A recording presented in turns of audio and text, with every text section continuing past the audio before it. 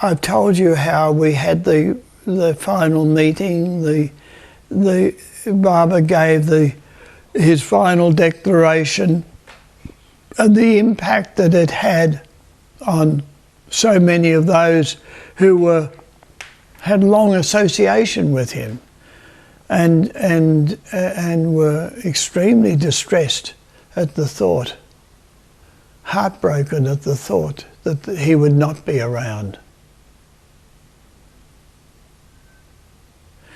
And so I left with the others. We went back in a train. We were all taken to the railway station, and we returned, and myself amongst them, happily to Bombay, full of joy. Baba's presence has an incredible liberating effect on one's mind and heart, you could say. and life was just so joyous after being in his presence, but particularly after one felt it. Did you feel sad leaving the place? No. In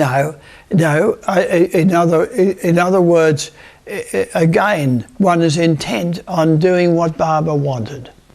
And Baba says to depart, and one departed. It's like the time in 1967 when I farewelled.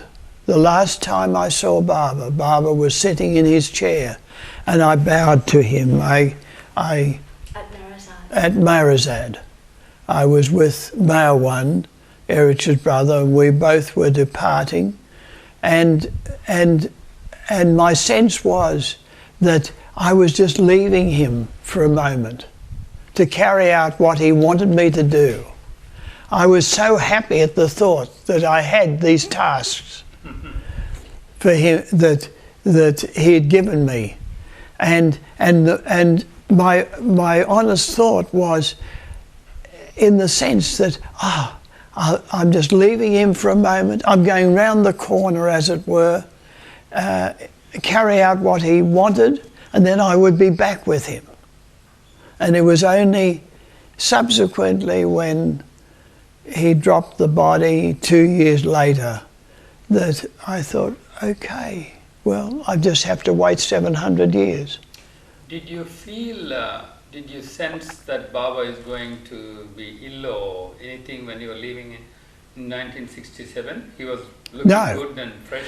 No, I could see that. I could see his suffering, but he, but at that stage, there wasn't the sign that one saw much more in the film in 69, 68, at the wedding of Amrit and Dara, when Baba was present, and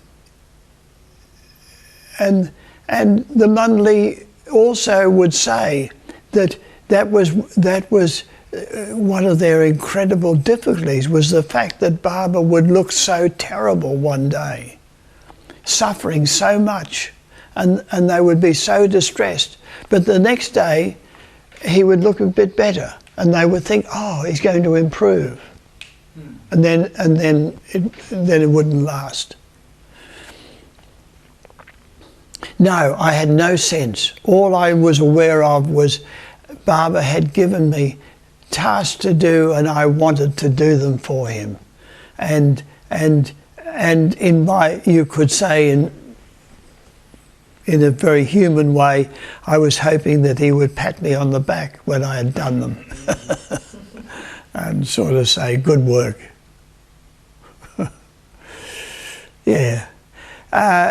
Then, okay, so I was happy we got to Bombay. We had, Francis, myself and John Ballantyne, us three Australians, had to wait a period of time until the ship came. In order to save money, we flew over, but travelled back by ship, and we had to wait. I I seem to remember 2 weeks, but it may have been 10 days to 2 weeks, something of that sort. But in that, in Mumbai. in Bombay, Oh, Mumbai. yeah, in Bombay, waiting for the ship to come from England, and then travel on. Is that car stopping? They're still coming. Yeah. Okay. Yes, it came down the hill. Problem Yes, it's coming. Oh, I see. is Yes, the key. sorry, cut it. Stop. Sorry. Okay, so, but during that time in Bombay, is that are you turned on? Yeah. During that time in Bombay, I then became aware again of what Baba had told me to do what Francis tells me, and I became very depressed and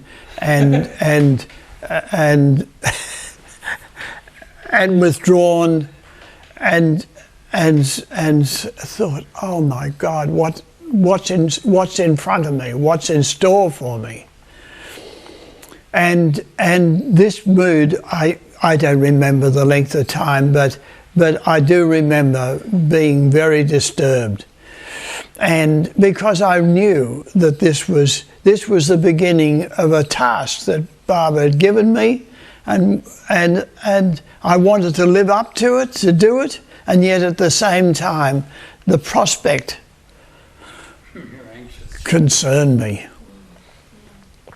And in the midst of this depression of mine, you could say, we saw advertised an American film, The Next Voice You Hear, and so we went, and it was quite a remarkable film. Be great. It's not a great film, obviously, but the theme was quite intriguing in the light of what we had experienced and what I was going through. And that was the American family, extremely dysfunctional. I'll just do it briefly. It was extremely dysfunctional. Everything was going wrong. Nothing sort of flowed normally. But when they turned the radio on at a certain time, the announcer would say, the next voice you hear will be the voice of God. And